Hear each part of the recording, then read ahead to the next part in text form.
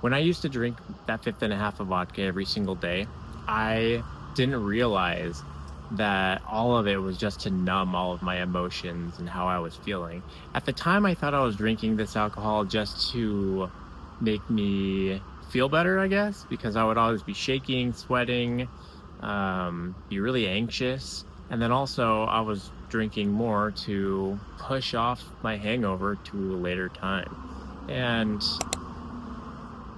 reflecting back on the past and what I had done when I was drinking all the time made me really, really realize that a lot of it was me personally just not growing myself as I was growing up, if that makes any sense.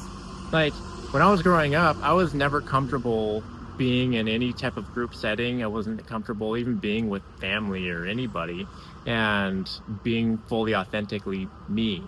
And being fully authentically me was something that is completely foreign and something that I had never experienced before, because I was always taught and told and whatever to be this person that I'm not, to make other people feel better, just to be quiet, not speak up because you don't want to hurt someone's feelings. And sure, there's times and places for certain times for that.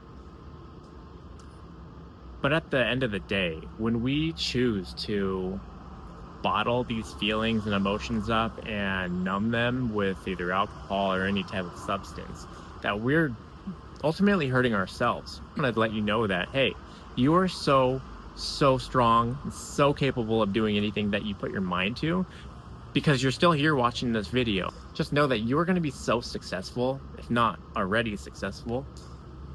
A lot of things that we think and we want just have not manifested yet. And that's just because we need to put our minds and believe that these things are already here within us. It's already here. So when I was always drinking all of the time, I never realized that I was kind of blocking myself. I was telling myself that I need to quit drinking. I'm going to quit tomorrow morning, or I'm going to quit tonight. I'm going to quit after this last drink. But in reality, those were lies, because deep down I knew that, hey, every time I tell myself that, I'm going to do it. And then I'll push it off to the next time. And so when I had reframed the way that I thought about alcohol and changed that relationship, I changed it to, hey, I can drink whenever I want. I could drink right now. I just choose not to. And when I did that, that really took off a lot of pressure off myself to quit. So when I did relapse or I did drink again, it wasn't this, oh, I failed, I'm never going to be able to stop drinking. It was like, dude, you just made it 7 days, or you made it however many days without drinking. That's so fucking awesome. And the fact that I was able to reframe that one portion of my life and the way that I was thinking about alcohol really, really helped me in so many other ways within my life. Now, just saying these positive things is not going to just overnight change everything for you, right? It has to be consistency. It's going to be every day. And you're not going to be perfect. You're going to slip up. You're going to drink. You're going to do something. Again, I'm not saying that you're going to drink, but if you're in the thick of it and you're in it, I feel you. I've been there. And just know that there is light at the other side, because I've been there. And see, I don't know exactly what you've been through, what you're going through, what your goals are, and how you feel. I don't know any of that. But I do know that if you are still watching the video and you have found this video, it's because something within you knows that you're searching for something better for your life. And I didn't realize this at the time, but after I'd quit drinking, like, that was my goal, right? Just to quit drinking and my life would be all better. And so I reframed that one portion of my life of how I view alcohol and my relationship with it. And little did I know is when I was able to quit this time around, or that time around, I didn't have any urges that I wanted alcohol anymore. The few 100,000 other times that I've tried to drink prior, every time I made it either a month or 2 months and then I slipped back into my old ways, then it would always be that cycle of, "Oh, I told you so." You're like, you are powerless over alcohol. When in reality, we have all of the power within us to be able to conquer anything that we put our minds to. And it has to go back to belief, the belief of something greater than us. And so that kind of brings me to another point, is that I used to be an atheist. I never believed in God. I never believed in my soul. I didn't believe in anything.